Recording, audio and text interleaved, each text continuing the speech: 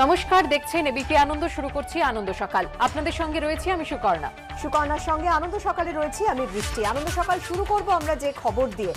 বেশ কিছুদিন ধরেই কিন্তু আমরা দেখছি যে অর্জুন সিং তিনি কিন্তু বিক্ষোভ বা সংঘাতে জড়াচ্ছেন কেন্দ্রীয় সরকারের সঙ্গে। যেমন নিশ্চয়ই আপনাদের মনে আছে, সুকর্ণা তোমারও মনে আছে, যে পাটের দাম নির্ধারণ নিয়ে কেন্দ্রীয় সরকারের সঙ্গে, কেন্দ্রীয় বস্ত্রমন্ত্রীর সঙ্গে কিন্তু দীর্ঘদিন ধরে তার সংঘাত চলছে। এবং একই সঙ্গে ভাটপাড়ায় বোমাবাজি কাণ্ড নিয়ে যেটা আমরা দেখলাম যে এনআইএ তদন্ত নিয়েও কিন্তু তিনি ক্ষোভ প্রকাশ করেছেন। আর এবার বিজেপির সর্বভারতীয় সভাপতি জেপি নাড্ডার সঙ্গে দেখা করার আগে আবারও বিস্ফোরক। তিনি কি বললেন নামেই আছে দলীয় পদ, ঢাল নেই, তরোয়াল নেই, নিধিরাম সর্দার। ব্যারাকপুরের বিজেপি সাংসদ অর্জুন সিং এমন বিস্ফোরক দাবি করলেন। তার আরো দাবি, তৃণমূল থেকে যারা বিজেপিতে এসেছেন তাদের বহিরাগত মনে করে দলের নেতাদের একাংশ। অর্জুনের মন্তব্য ঘিরে শুরু হয়েছে রাজনৈতিক তরজা। আপনি আমার চেয়ার আমাকে দিলেন, কলম দিলেন, কলমে সিআই নেই, দিলেন না, কালি নেই, তো এই চেয়ার আর কলম দিয়ে লাভটা কি আছে? তো ঢাল নেই, তলোয়ার নেই, নিধিরাম সর্দার। সবই তো দিয়েছে, শুধু কালিটা দেয়নি বলেছে। কালিটাও কিনে নিলেই পারতো। পাটের দাম নিয়ে মোদী সরকারের সঙ্গে ধারাবাহিক সংঘাতে জড়িয়েছেন। ভাটপাড়া বোমাকাণ্ডে এনআইএর তদন্ত নিয়ে বারবার ক্ষোভ প্রকাশ করেছেন। এবার সরাসরি দলীয় নেতৃত্বকে নিশানা করলেন বিজেপি সাংসদ অর্জুন সিং। সোমবার দলের সর্বভারতীয় সভাপতির সঙ্গে বৈঠকের আগে বিস্ফোরক বঙ্গ বিজেপির সহ সভাপতি। দলীয় পদে থাকলেও গুরুত্বহীন করে রাখার অভিযোগ তুললেন অর্জুন। না, আপনি তো সাংসদ আছেন, যদি কোনো আরো সাংসদ আছি, ভাইস প্রেসিডেন্ট আছি, এখন পর্যন্ত জানি না কালকে রাখবে কিনা রাখবে, কিন্তু রাখবে না। আরে আমি কি করে বলবো? আমাদের দলে কে পদে, আজ কোনো রাজনৈতিক দলে আজকে অবধি তো পদে আছি, কালকে যদি পদে না রাখে তার পদে থাকবো না। এখনো বলছি কি, যারা তৃণমূল থেকে এসছে তাদেরকে আমার দলের কিছু লোক ভাবে কি এরা বহিরাগত আছে। বঙ্গ বিজেপির কিছু লোক বঙ্গ বিজেপির ভালো চায় না। বিজেপির মধ্যে সেই ক্ষোভ বা সেই আদি বিজেপি, নব্য বিজেপি, তৎকাল বিজেপি, এইসব ব্যাপারগুলো হয়তো আছে, সেটা অনুভূত হয়েছে। এখন তৃণমূল থেকে গিয়ে যদি এখন দীর্ঘদিন বিজেপি করা মানুষগুলোর ঘাড়ে গিয়ে, মাথায় গিয়ে কেউ চাপে, সেখানে একটা অসন্তোষ হওয়াটাই স্বাভাবিক।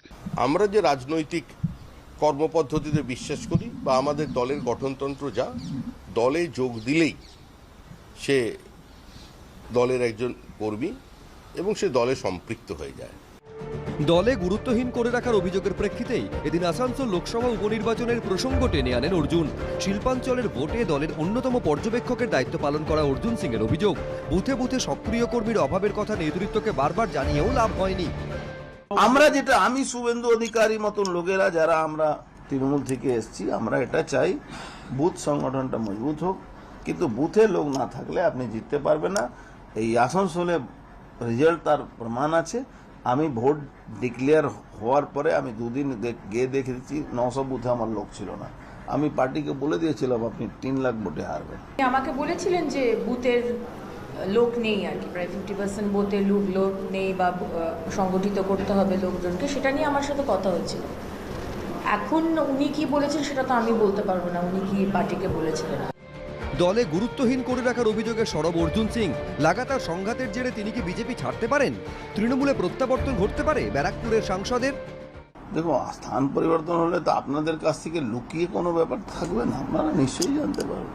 যেদিন তৃণমূল থেকে বিজেপিতে যোগদান করেছিল অর্জুন সিং, সেদিন কিন্তু কালীঘাটের বাড়িতে দিদির সঙ্গে দেখা করে প্রণাম করে বেরিয়েই কিন্তু বিজেপিতে যোগদান করেছিল। একজন অর্জুন সিং যদি আজ আবার ফিরে আসেন কেমন লাগবে? দিদি বা দল যা বলবেন সেইভাবেই আমরা চলবো। 2023-এ বাংলায় পঞ্চায়েত ভোট, তার আগে বঙ্গ বিজেপির অন্দরে অস্থির পরিস্থিতি। তারই মধ্যে দলের কাজকর্ম নিয়ে প্রকাশ্যে মুখ খুলে নেতৃত্বের অস্বস্তি আরো বাড়ালেন অর্জুন সিং। সমীরণ পাল, অনির্বাণ বিশ্বাস, সত্যজিৎ বৈদ্য, এবিপি আনন্দ। আসছি পরের খবরে। বৃষ্টি, গত শনিবারই আমরা দেখলাম যে বিপ্লব দেবের আচমকা ইস্তফা এবং তারপরই গতকাল নতুন মুখ্যমন্ত্রী পদে শপথ নিলেন মানিক সাহা। আর এই অনুষ্ঠানেই স্পষ্ট হয়ে গেল বিজেপিতে বিভাজন। মানিক সাহার শপথে গরহাজির ছিলেন উপমুখ্যমন্ত্রী, কারামন্ত্রী ও একাধিক বিধায়ক। এ নিয়ে বিরোধীদের কটাক্ষের মুখে পড়েছে বিজেপি। কেউ অভিমান করলেও ক্ষোভ নেই বলে দাবি করেছে বিজেপি। শনিবার বিপ্লব দেবের আচমকা ইস্তফার পর রবিবারই ত্রিপুরার নতুন মুখ্যমন্ত্রী হিসেবে শপথ নিলেন মানিক সাহা। আমি শ্রী মানিক সাহা ভগবানের নামে দৃঢ় বিশ্বাসের সহিত শপথ করিতেছি যে আমি ভারতের সার্বভৌমত্ব ও অখণ্ডতা রক্ষা করিব। বিপ্লবজি যেসব কাজ করে গেছে সেগুলোকে আরো এগিয়ে নিয়ে যাওয়া, মাননীয় প্রধানমন্ত্রী নরেন্দ্র মোদীজির যে চিন্তাধারা, ভারতীয় জনতা পার্টি মানুষের জন্য কাজ করে ডেভেলপমেন্ট সেই ডেভেলপমেন্টকে আগে নিয়ে যাওয়া, আর সবচেয়ে বড় জিনিস হচ্ছে আইন শৃঙ্খলাকে সেটেলড করা হয়ে গেছে। বিজেপিতে কমসে কম 35-70 বছর হয়ে গেছে আমার, তো অভিমানের কি শপথ গ্রহণ অনুষ্ঠান শেষে কেন উপস্থিত হলেন? আমার একটু দেরি হয়ে গেছে, কারণ ওরা এসেছিল আমার বাড়িতে, একসঙ্গে এসেছি আমরা। সেটা আমার পার্টিতে আমি আছি আজকে 35 বছর, সুতরাং দল যা ডিসিশন নেবে সেটাই আমার ডিসিশন।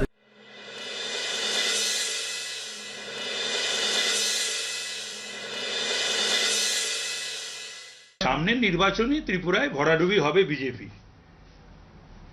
বিপ্লব থাকলে পরে আরো বেশি হতো আর কি, সেইটা অনুধাবন করেছে বিজেপি নেতৃত্ব।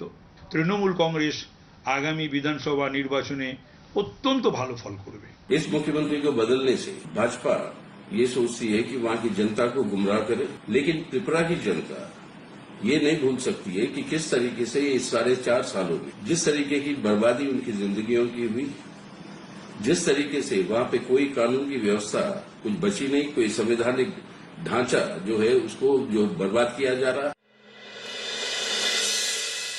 এক এক সময় এক একটা কারণ অন্য দায়িত্ব পাবে। আজকে আমি আছি, কালকে আমাকে আরেকটা দায়িত্ব দিলে সেখানে আমি যাব। বিজেপিতে এই ধরনের সবসময় ইতিহাস বলছে, যখন যে কাজ দেবে সেইভাবেই আমরা সেই কাজটা নিই।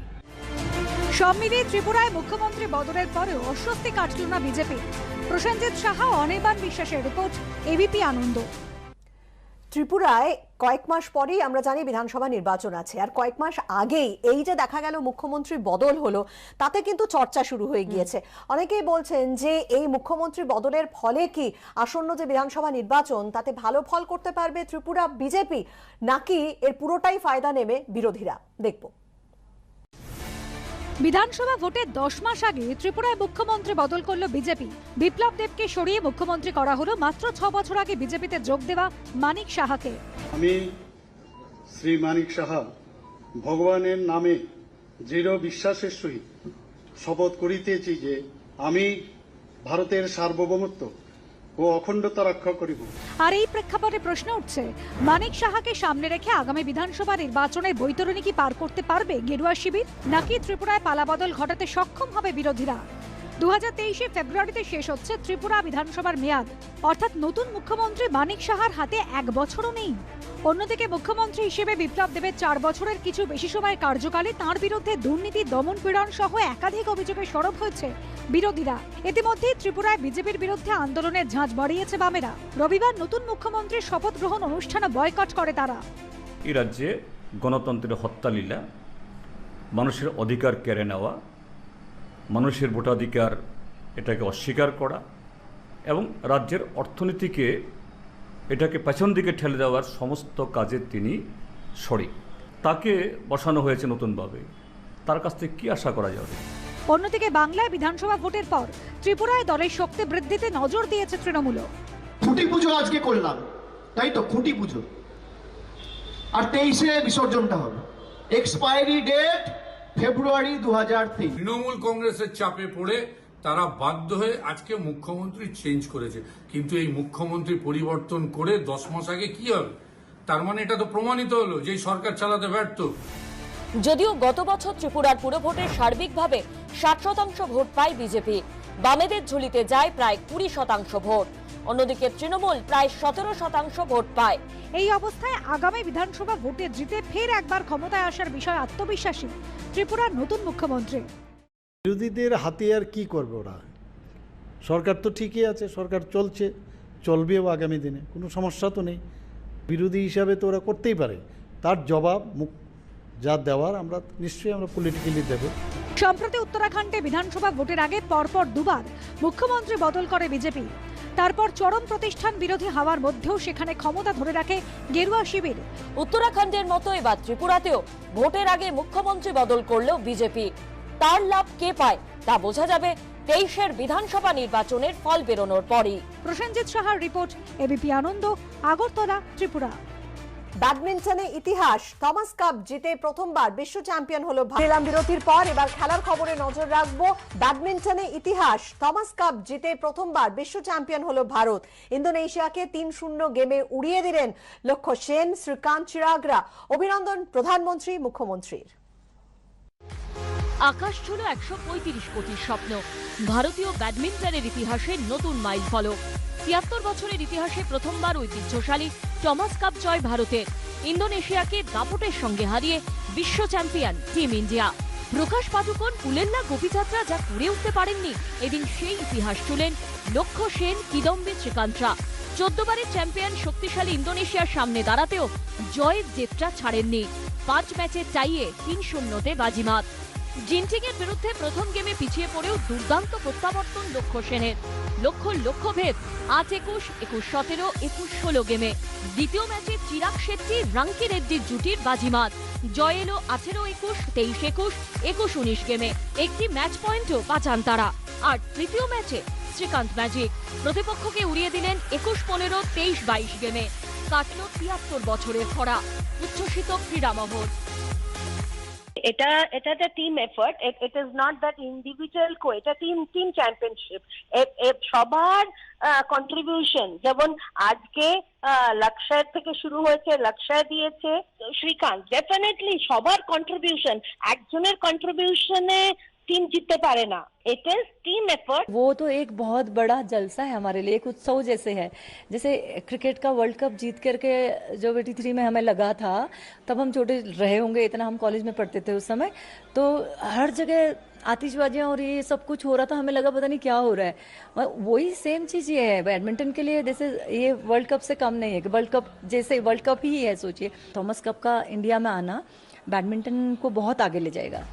ভারতীয় শাটলারদের অভিনন্দন বার্তা প্রধানমন্ত্রীর। শ্রীকান্তের সঙ্গে ফোনে কথাও বলেন তিনি।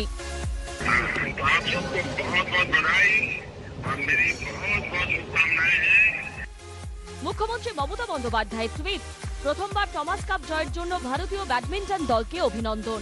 ভারতীয় ব্যাডমিন্টন দলের জন্য 1 কোটি টাকার পুরস্কার ঘোষণা করেছে ভারতীয় ব্যাডমিন্টন অ্যাসোসিয়েশন। সাপোর্ট স্টাফদের জন্য 20 লক্ষ টাকা পুরস্কার। এবিপি আনন্দ। আর এবার নদিয়ার খবরে নজর রাখবো। নদিয়ার হরিণঘাটার 7 নম্বর ওয়ার্ডে বাঘের আতঙ্ক। অন্ধকারে পুকুর পাড়ে একটি জন্তুকে দেখে আতঙ্কিত হয়ে পড়েন এলাকার বাসিন্দারা। বাঘ নয়, প্রাণীটি বাঘরোল। বর্ণনা শুনে জানিয়েছে বন দফতর। আতঙ্কিত না হওয়ার পরামর্শ দিয়েছেন বন আধিকারিকরা। অন্ধকার পুকুর পাড়ে কলা গাছের ঝোপের আড়ালে কি ওটা? অন্ধকারে শিকারের অপেক্ষায়? বাঘ নয় তো। নদিয়ার হরিণঘাটায় 7 নম্বর ওয়ার্ডে তীব্র আতঙ্ক। এলাকাবাসীদের দাবি শনিবার রাতে প্রাণীটিকে দেখতে পাওয়া যায়। এরপরই এলাকায় আতঙ্ক ছড়িয়ে পড়ে। ভালো করে টর্চ মেরে দেখলাম যে বাঘ জাতীয় জিনিস দেখা যাচ্ছে। গ্রামের সবাই এসে দেখলো, সবাই বলছে যে বাঘেরই বাচ্চা হবে। তারপর আতঙ্ক হয়ে গেছে যে বাঘ কোথা দিয়ে আসলো। লাঠি ফাটি নিয়ে গেছি, দেখি ও আইসারের মধ্যে ঢুকে গেল। এদিন ঘটনাস্থলে আসেন স্থানীয় তৃণমূল কাউন্সিলর। আতঙ্কে নয়, সতর্ক থাকতে হবে। প্রশাসনিক ব্যাপারে আমরা বন দপ্তরের সাথে কথা বলেছি এবং প্রশাসনিক ভাবে বিষয়টা দেখা হচ্ছে। যদিও এদিন রানাঘাটের রেঞ্জ অফিসার জানিয়েছেন বাঘ নয়, বর্ণনা শুনে বুঝেছি প্রাণীটি বাঘরোল অর্থাৎ মেছো বিড়াল। আতঙ্কিত হওয়ার কিছু নেই। সুজিত মণ্ডলের রিপোর্ট, এবিপি আনন্দ, নদিয়া।